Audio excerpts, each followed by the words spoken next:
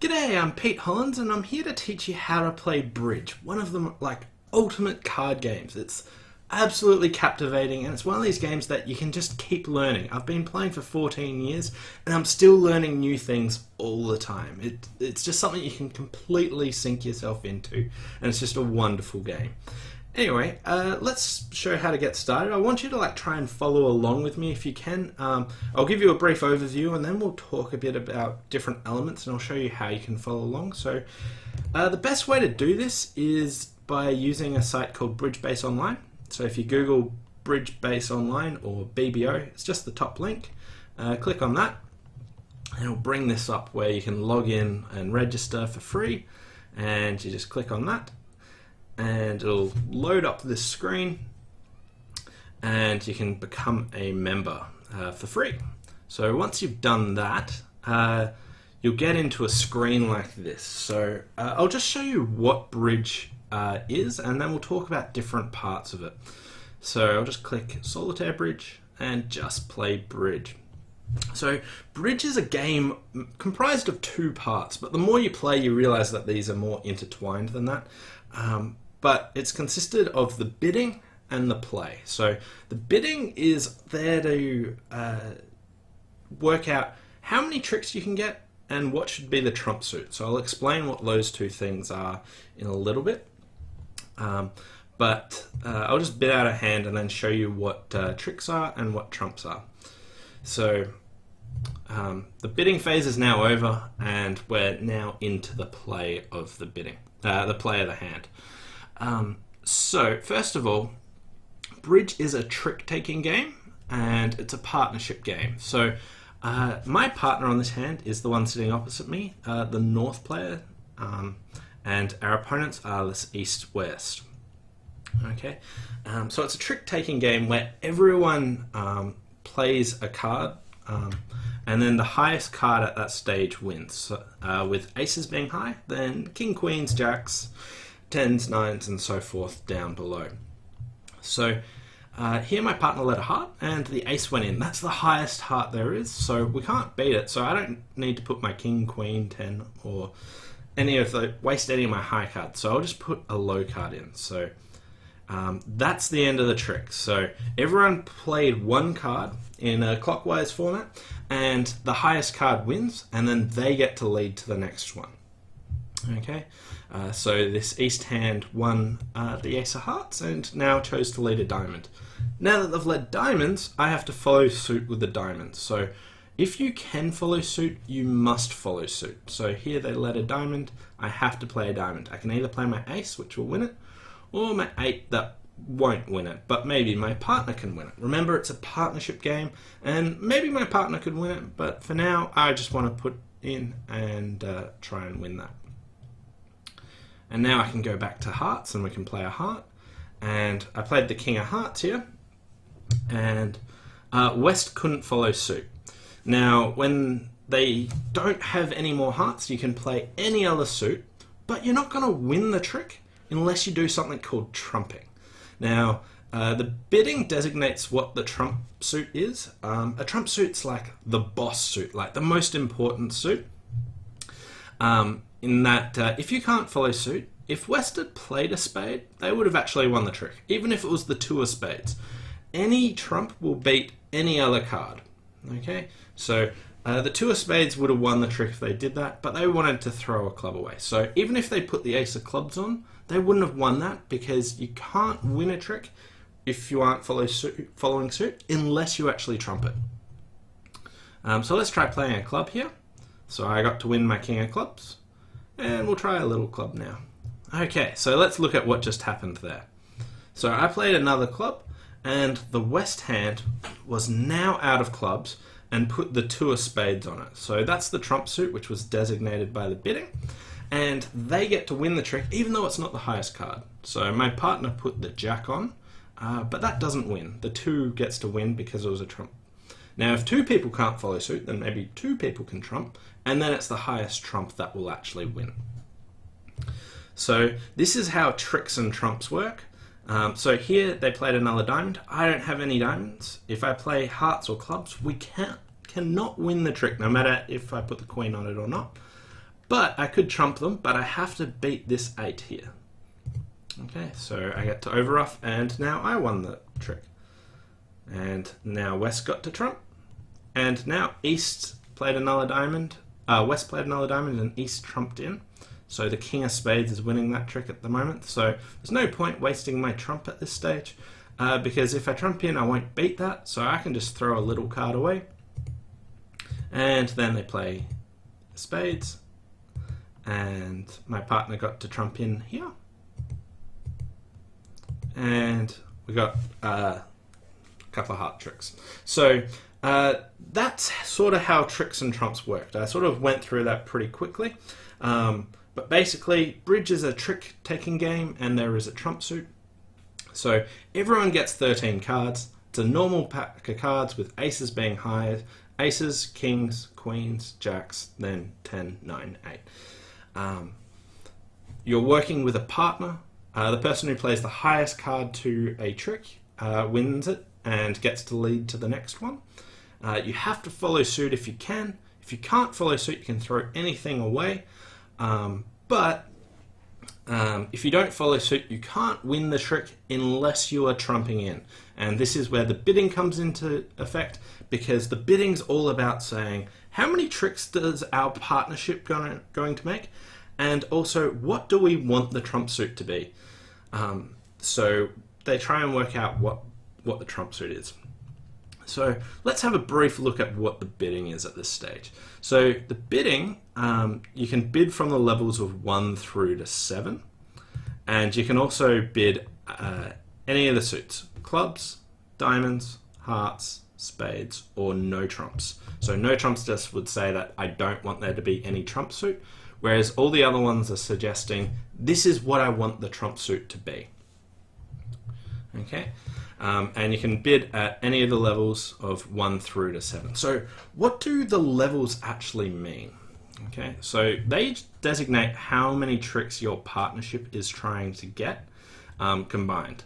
So how it works is not 3 means you're trying to get 3 tricks, but it means you're trying to get 3 over the reserve, or 3 over the halfway point. Now there are 13 cards, and 6 is kind of the halfway point. 6.5 is, but basically 6 tricks is the reserve. So if you're bidding at the 1 level, you're saying that you're trying to get 1 over the reserve. So you're trying to get 7 tricks. Basically, you just add 6 to this number for whatever reason. So if you bid to the 7 level, you're trying to get 7 over the reserve, which is all 13 tricks. Now there are only 13 tricks in that handed bridge, and if you bid to the 7 level, you're trying to take them all. Whereas if you're just bidding at the 1 level, you're only trying to take 7 of them. Now, the bidding ends when 3 people pass in a row, except unless it starts with 3 passes. But that's that's kind of like a fringe case. Okay, so basically, everyone gets a chance to bid. And once the bidding starts, it takes 3 passes for it to actually end. So here, you don't need to like rush to it. So I might be able to think that I might be able to make 4 no trumps or something, but I don't need to bid there straight away. It's a partnership game, and you usually communicate with your partner via the bids that you can make and try and find out information about their hand. So I might bid 1 no trump here, and then it went pass, pass, pass. So that meant the bidding is now over, and I won the bidding. And I'm trying to take 6 tricks more than the level I bid to, so I'm trying to take 7 tricks in total, and I don't want there to be a trump suit. So we're playing with no trumps, and I'm trying to take 7 tricks, which means the opponents who are trying to beat me want to stop me taking 7 tricks, so they need to take 7 of the 13 tricks. So this is what bridge is really about. It's in 2 parts. It's in the bidding and the play. The bidding's all about working out how much, like how high do you want to go? How many tricks do you reckon your partnership side can go? And also, what do you want the trump suit to be? Now here, in this example, I suggested maybe we can make 1 no trump. And my partner didn't have much more to add to this, so they just passed and left me there. So we're in 1 no trump, so there would be no trump suit. and I would need to make 7 tricks. If we redealt it and brought up a new hand, there are a few other bids you can make. So pass just means that, you know, I don't want to like put my hand up, but you can come back into it later. So if you pass now, you can bid later when you get some more information that maybe you want to bid. But here I can bid, and my partner says they like diamonds, and I could say, what about hearts? So what's happening here is the auction's escalating. So I started with 1 club, but now I can't bid a club or diamond or heart or spade. I have to bid higher than what my partner bid. And this is how the suit order goes to clubs, diamonds, hearts, spades, no trumps. Which is actually alphabetical from the lowest suit up to the highest suit, and then no trumps is the highest thing going around. So this is how it sort of fits in. But enough of that. Let's go look at how the play actually works. So what I want you to do is, if you're at this home page here, if you go to this practice tab, there's a thing called Bridge Master, which will get you playing a little bit. So if we just click on level 1 and just click on any one of these, and this will get you playing. So we're playing the hand, and you have to follow suit to the lead and try and take as many tricks as you can. There's a little bidding up here which tells you that you're actually in 3 no trumps. So how many tricks do we want to take, and what's the trump suit? So there's no trumps because that was the final bid, and 3, we want to add 6 to that, so we want to try and take 9 tricks. So we can just try playing some cards here and see what happens. Just get used to trying to follow suit and winning tricks and what you actually want to do. So we get to control 2 hands in this. So what actually happens in a game of bridge is the bidding will designate a few things, such as how high we want to go, how many tricks we want to take, what's the trump suit, but it also suggests who is the declarer and who is the dummy. So here's some new terminology. The person who wins the auction becomes the declarer. Now, the way you win the auction is if you're the first person to designate the suit or no trumps. So here, it said that in the bidding I bid 2 no trumps, and then my partner was happy to go to 3 no trumps. So I was the first one to bid no trumps, so I won the auction, which makes me the declarer. So I'm in charge of 2 hands on this. So I don't only control my hand, but I also control my partner's hand, and I can tell them what card they want to play. My partner is the dummy. So what the dummy is after the opening lead, so here, there was an opening lead of the 10 of spades, my partner would put down all their cards. So here, if you were sitting west, you can see these north cards. You can't see the south ones.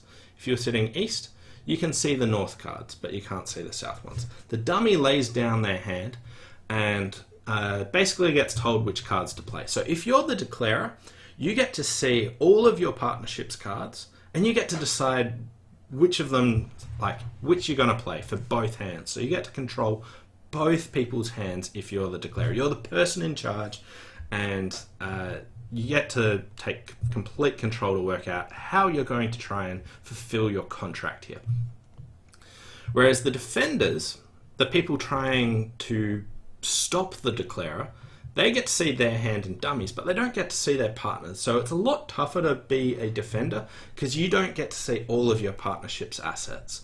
But you do get to see the dummy, and you get to play from that, with one exception being the opening lead. If you have to make an opening lead, and then the dummy comes down, and you get to see all those cards.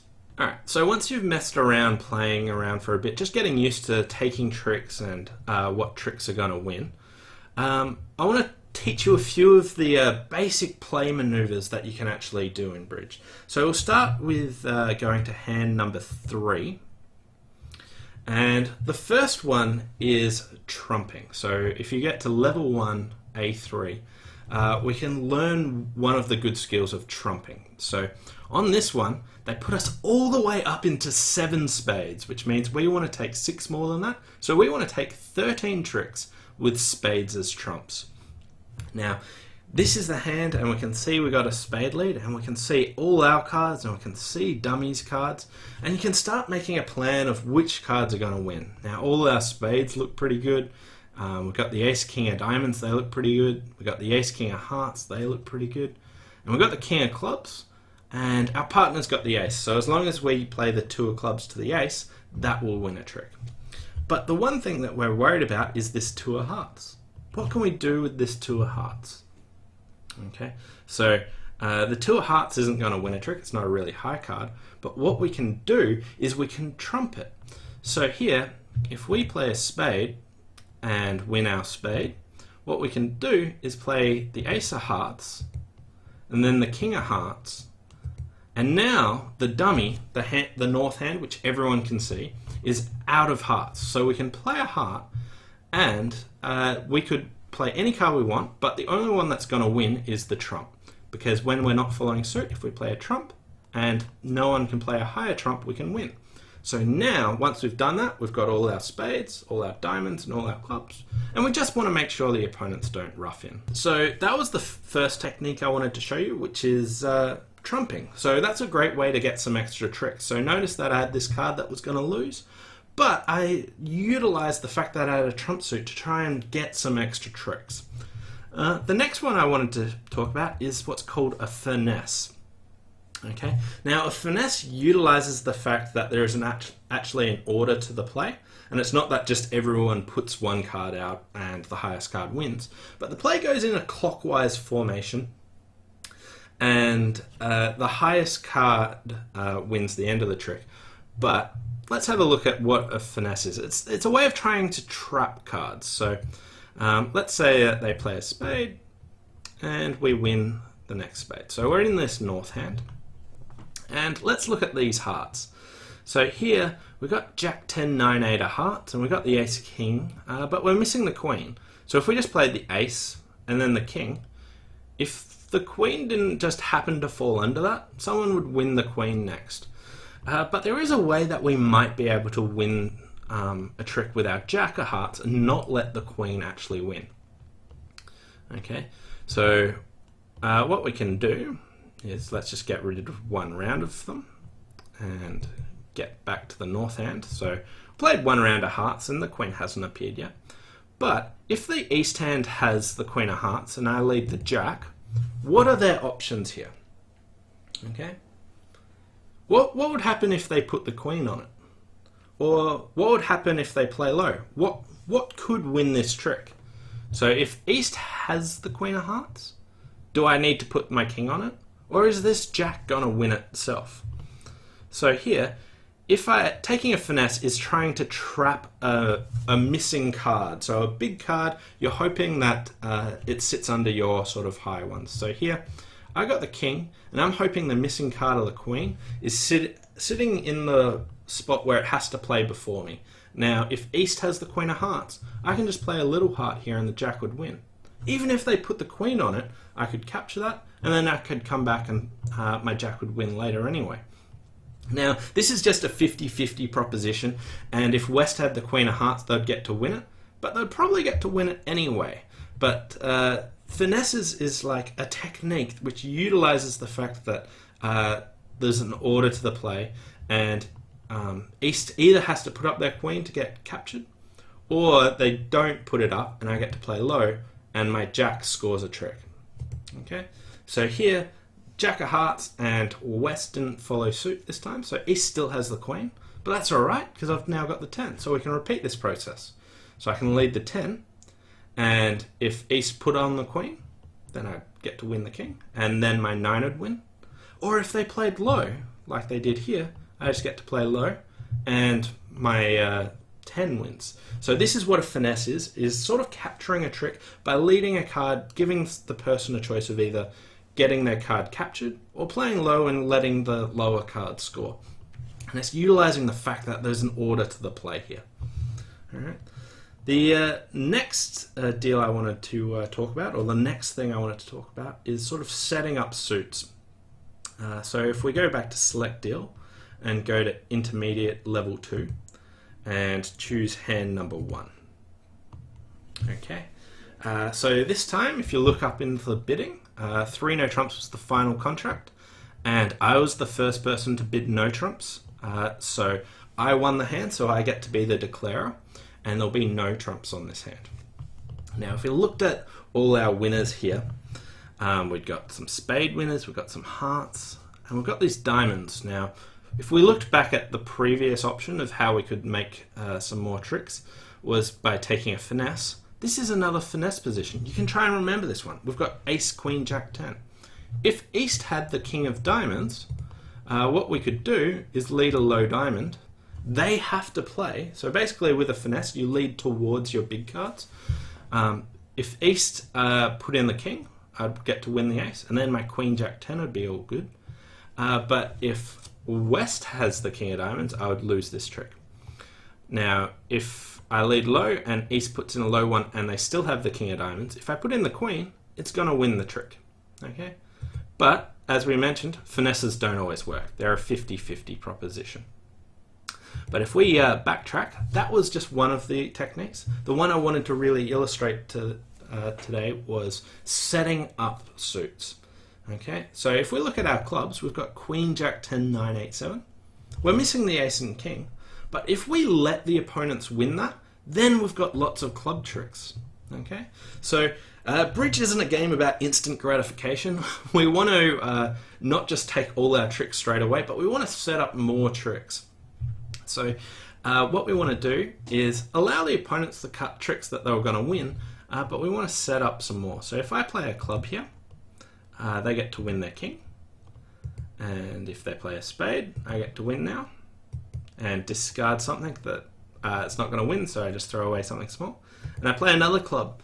They get to win again. They get their ace, but they were always going to win that ace-king. But now that I've knocked out the ace-king of clubs, these 10, 9, 8, 7, these are all winners. So setting up suits by, knocking out your opponent's big cards is useful. So it's another technique for sort of taking more tricks. So we've talked about trumping, we've talked about finessing, and now setting up suits by just knocking out the opponent's big cards. So remember, it's not instant gratification. You don't want to just let's see how many tricks we'll take. So here, the opponents have taken 2, and now I get my top heart. By the way, what we've got down here is a way of working out who's taken how many tricks. So north-south have taken 4 tricks so far, and east-west have taken 2. Well, the other way that's commonly used, especially when you're playing bridge in real life, is you lay down your cards like this, where you point them lengthwise towards the people that won. So here, this said north-south won that first trick, and then east-west won the second trick, and then north-south won the third trick, and then east-west won the fourth trick, and then north-south, then north-south. But we get to take all our club tricks at this stage. And we get to take our heart, so I'm just playing this really quickly. And we made our contract, but I would have made my ace of diamonds as well. But if we do this again and just take our tricks straight away, we don't get that many. So we'd get the ace of spades, the ace king of hearts, and the ace of diamonds, and the king of spades, and the queen of spades, and try the queen of diamonds, and just get rid of my little cards.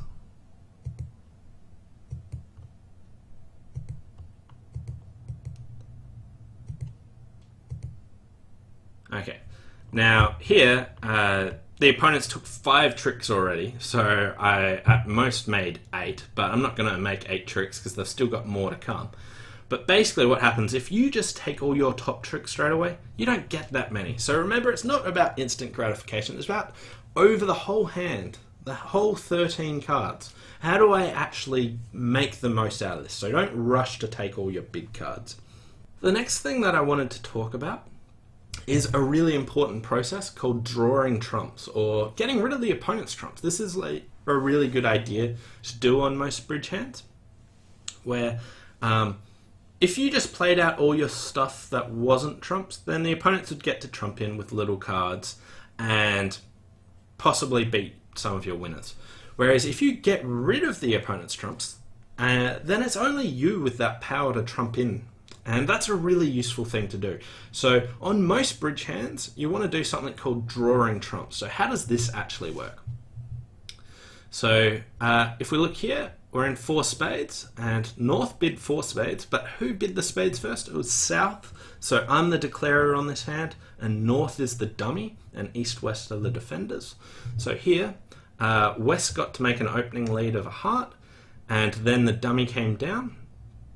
So they played hearts, and they're still playing hearts, and more hearts. Okay, and now I get a chance to win something. Okay, so drawing trumps, the way I like to do this is I count how many trumps I have and how many dummy has. So how many trumps together do we have? So I've got 5, dummy's got 5, so we've got 10 between us, and there are 13 cards in the suit. So how many cards do the opponents have? So they've only got 3. Now drawing trumps is just a process of counting down until they don't have any more. Now the other thing that we want to do is, I'm missing the king of spades, so I don't want to lose a card to that either. So let's combine drawing trumps with one of the techniques we used earlier, which was taking a finesse. So here, if I lead the queen of spades, and if West has the king of spades, then they can either put it up and my ace gets to win, or they get to play low, and when I play low, if West actually has the king, my queen will win. So we played a spade, and it won. So here, how many spades did the opponents play? They played 2. They only had 3 to start with, so they're now down to 1, and I just want to get rid of that. So play another spade, and the king appeared, and now the opponents are completely out of trumps. There are no more trumps there. I've drawn trumps. So this is a process that you want to do. Usually you don't have 10 cards between you, but sometimes you do. So the general process, add how many you have to how many dummy has, take that away from 13, that's how many the opponents have, and then play trumps until the opponents are out of that suit, and then you've drawn trumps. And now notice that I'm the only one with the power to trump things, whereas the opponents will never be able to trump any of my aces or kings or anything like that. So these are the main techniques that you use for playing bridge hands. There are heaps more than this, but these are the ones that come up time and time again. So they're really important to learn. So what we talked about is trumping to get extra tricks. We talked about finessing. We talked about setting up suits, and then also about drawing trumps. So these are really important characteristics. And a little bit about who we are. There's some terminology on who players are during the play. So for the play, you have a declarer, the person who won the contract, the dummy, the person who puts down their cards for everyone to see, and declarer is in charge of those cards. And then we've got the defenders, and one of the defenders would make an opening lead. The person who makes the opening lead is the person to the left of the declarer. So I was the declarer, so West would make the opening lead on this hand. So that's all I wanted to cover about the play. There is so much more to it, and I want you to practice around, play some of these hands. Doesn't matter if you get them right or not. There are solutions, you can read them, but you don't need to worry about that. Just get used to playing and using some of these techniques. Doesn't matter if they work or not. Just practice trying to get used to them, spotting a spot where you can finesse, or you can trump, or draw your opponent's trumps and things like that. So just mess around, play some hands, and then what I want to do is talk a little bit about bidding. So another thing that you can do is start a bidding table. So to start a bidding table from the home screen, all you do is practice, start a bidding table, and click start. Okay, so I'll sit south, and I'll put a robot in for the other hand.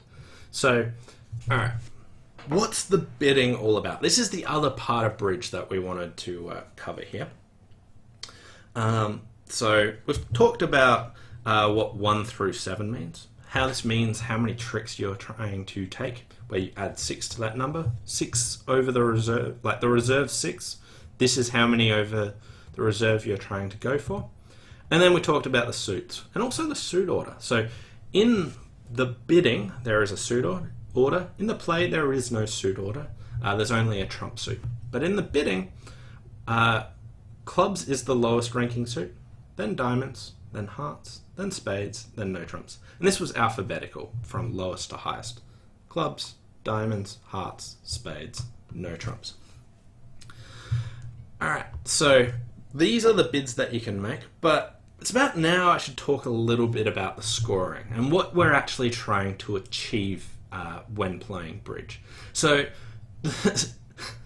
scoring in bridge is unnecessarily complicated, and I'm not going to delve too much into it at the moment, but I'll try and talk about what we're trying to achieve so that you get a good understanding. So, in bridge, there's something called the game contract, or game. And this is where you get a huge bonus if you bid to it and then subsequently make your contract.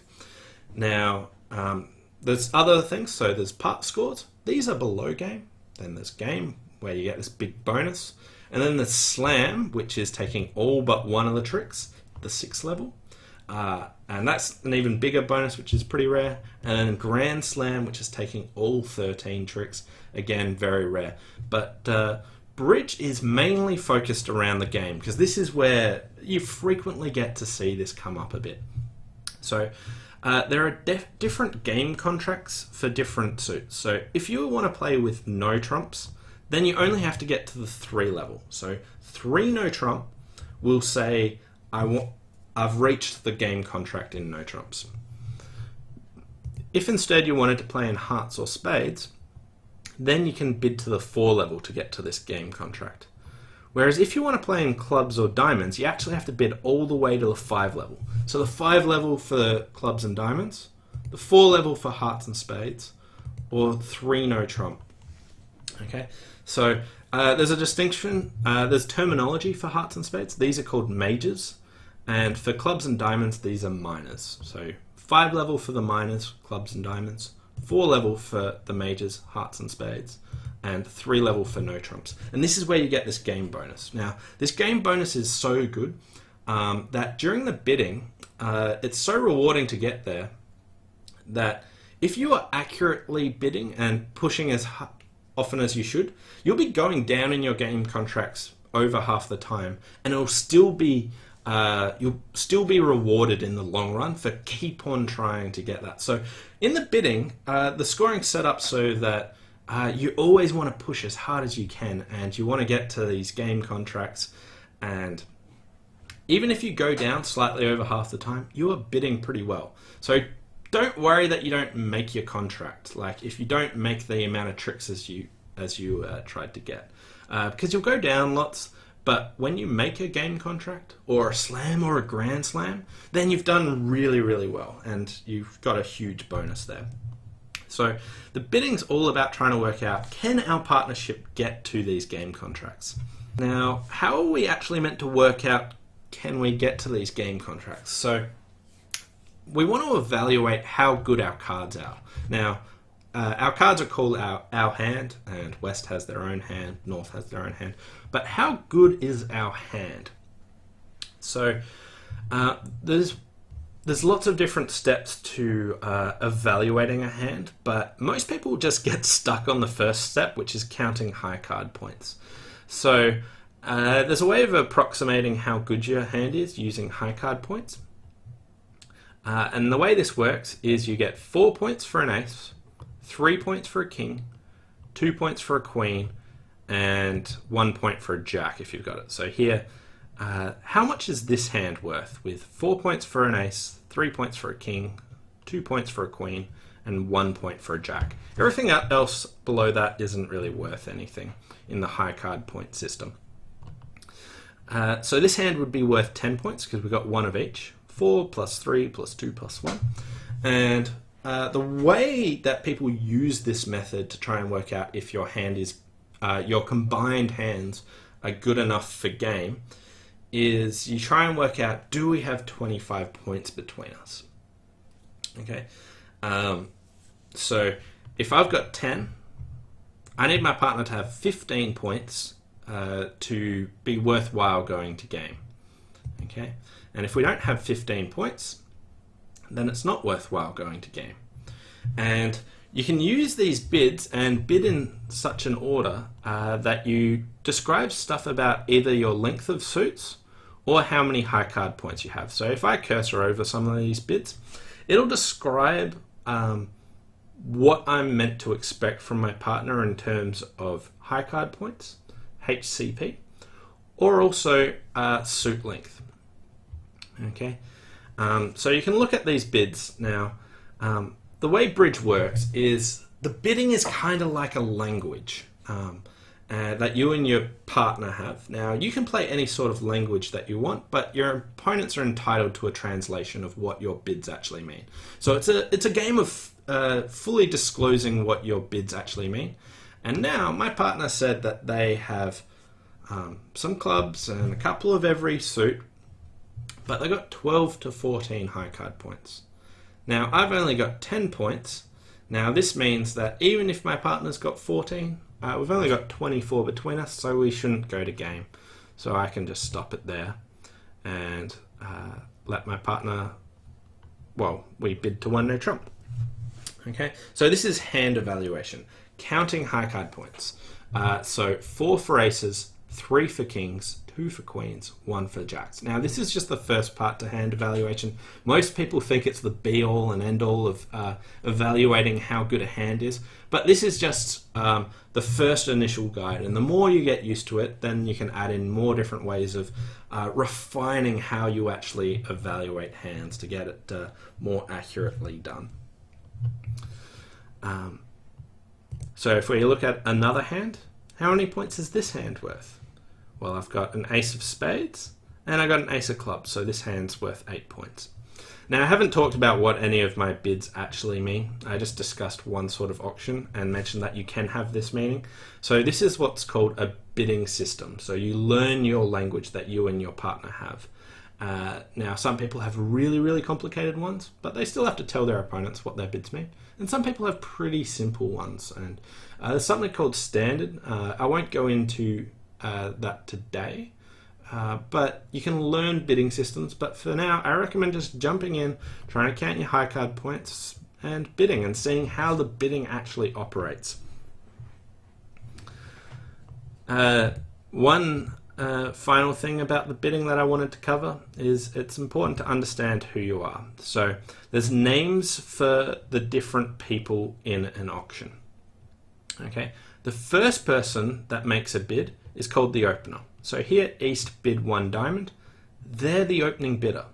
Okay, we call them the opener. If I made a bid here, let's say I bid 1 spade or 2 clubs or what, if I bid anything, I would be called the overcaller.